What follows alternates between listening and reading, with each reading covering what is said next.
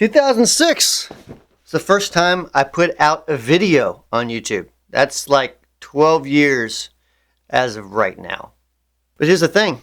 Back then in 2006, we didn't really have like high-def cameras, or at least we didn't have phones that had the ability to record video. Most of the camcorders were pretty crappy, and so a lot of the videos are pretty crappy. But the one thing I did discover over the years is that I had to learn how to be myself. So as we were doing more and more gear videos, I did a lot of, "Hi, my name is Brian with Wampler Pedals," or "Hi, I am Brian Wampler, president of Wampler Pedals," or something corny like that. It just really did not feel authentic to me at all. So this is 12 things that I've learned over the past 12 years of doing videos here on YouTube. So let's start with the first one. Be yourself. I'm Brian Wampler, owner of Wampler Pedals. I wanted to introduce you today to the newly named Euphoria Overdrive. Hi, I'm Brian with Wampler Pedals, here with Travis, and today we wanted to show you the Plexi Drive. This is the Pinnacle Deluxe by Wampler Pedals. Hi, I'm Brian Wampler, and this is the Faux Spring Reverb. Hi, I'm Brian with Wampler Pedals. Hi, I'm Brian with Wampler Pedals. Hi, I'm Brian with Wampler Pedals. Hi, I'm Brian with Wampler Pedals, and this is the Tweed 57. I designed the Tweed 57 to get the sound, the feel. Now, as you can see, our videos nowadays aren't like that at all. They're quite a bit different, and they're going to continue to get even more different as I feel the itch, feel the urge to do something different. So if you look at videos from a year ago versus 2 years ago versus 3 years ago and 4 years ago, it's constantly changing.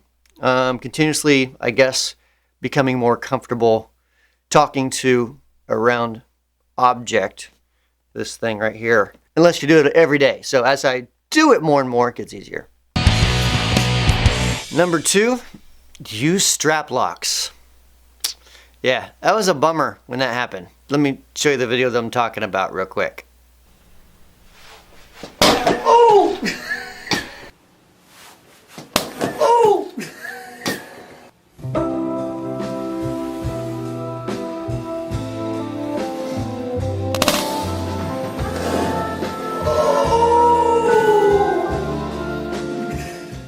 So yeah, that wasn't planned at all. We were doing a dual fusion video and just goofing around and got a little cocky. And I remember I could throw the guitar around my neck when I was a teenager. It just didn't work that time. So I did fix the guitar though. Still have it. And another thing that I learned with that is when you do something stupid, don't hide it from the world. Actually show the world and learn to laugh at yourself. Number 4, put some pants on. And nice socks, you dork. What was I thinking? Look at the shorts there. Look at the socks and the goofy shoes and stupid. One thing that I never expected to happen with just making guitar pedals is that I would get to meet some of my heroes. So for example, if you follow anything I do at all, you know I'm a huge Gary Vaynerchuk fan when it comes to business. And then, of course, Brad Paisley, Brad Mason, Seth Morrison of Skillet's a good friend. There's a bunch of guys that have become friends that are big in the industry that I never would have thought that like we would be friends and stuff. Like we would be talking about anything at all, really. So it's a cool deal. It's kind of fun. Number 5, it's been great to meet some of my heroes and find out that they are completely the most awesome, coolest people you'd ever want to know. And just down-to-earth people who put one pant leg on at a time, just like you. And the only difference is that they got a lot of cameras on them a lot of the time, and everything that they do is under a microscope, and they have their own pressures too. So it's not always roses, but it's cool being able to hang out with those guys.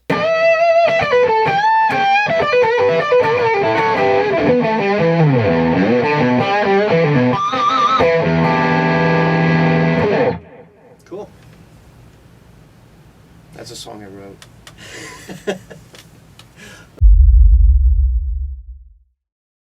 Likewise, sometimes it's also disappointing when you do meet someone that's been a hero for a while, no names mentioned here, and they completely are not anything like what you thought they would be. In fact, kind of a disappointment. It kind of just breaks the dream in half. That sucks.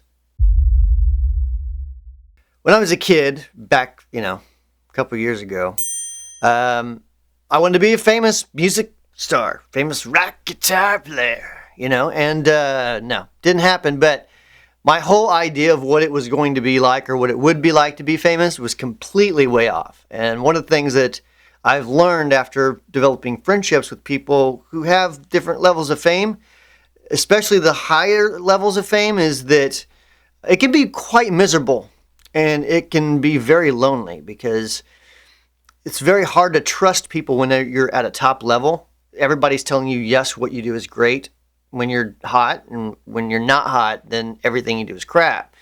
And so it's hard to really build friendships because a lot of people are only your friends so they can get something, especially if it's business related. It's very, well, guitar pedals aren't like big business, but there is big business in the music industry.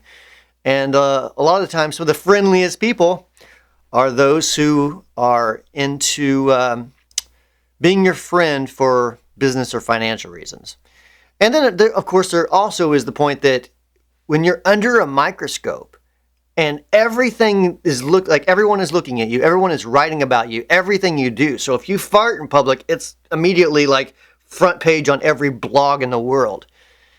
And especially if you go through any sort of heartbreak. I don't know if any of you have been through that, but imagine going through the worst divorce you could ever possibly imagine, and then imagine everyone talking about it, taking sides, pointing fingers, assuming things. That's fame. That was the worst DIY video that I ever watched. That guy seems to have no clue what he is rambling about. This guy talks too much. I left at 9:30. I started to hope that you were gonna fall off the chair again. You look like Matt Dowdell, the best chief on the Chicago Fire Department. This video is sloppy as You couldn't even clean up or use shorter cables to demonstrate. Plus, I don't want to watch you play a meaningless Stones riff because you need to talk too much. Do you play blues because you look like Drew Barrymore? It's an example of how much stupid are the so-called professionals. Here, let's go back to Sesame Street. He is showing the combinations of emplacement of 3 pedals. He places a small on the left. Oh, and the YouTube trolls. Man. Haters gonna hate, But here's the truth. I have no problem with people that disagree with me in any way. I really don't. What I do have a problem with is that people who are just kind of just idiots, jerks. Just pointless, drivel, drama-driven stuff. It's a waste of my time. So the quickest way to basically get your comment deleted and blocked from commenting is just say something that is so completely outlandish and stupid that you're not going to get a response, man. Sorry. I just don't do that. But the exception is this. If it's funny and makes me laugh, then I keep it. But if you're just saying something just to be a jerk, yeah. No, I have no time in my life for that drama. The original pedal debate. So we have done original pedals, we have original pedals, and we have clones. I personally like doing originals, but one thing that I found out is there are some pedals that are completely original that people just simply will not like because it's original, because it doesn't sound like anything. And there's other pedals we've done that they didn't really want to do, but everyone begged us to do, or customers were asking us, not begged us, but were asking us, release a Tumnus type of pedal. And so we did. And it's a great pedal, but I would rather do the Tumnus Deluxe first because it's different. It's different in my head a little better. But I think it's just because the difference thing. I don't want to make a direct clone of anything else at all. But I exist as a business to provide for my customers. And if that's what they want, then that's what I have to provide. Up to a point. Up until the part where it just becomes not fun anymore, then I won't. I'll go, I don't know, mow grass for a living or something. But I remember on the Leviathan. Leviathan was a pretty original fuzz circuit. And the main question I would always get is it a fuzz face? Is it a big muff? Is it a tone bender?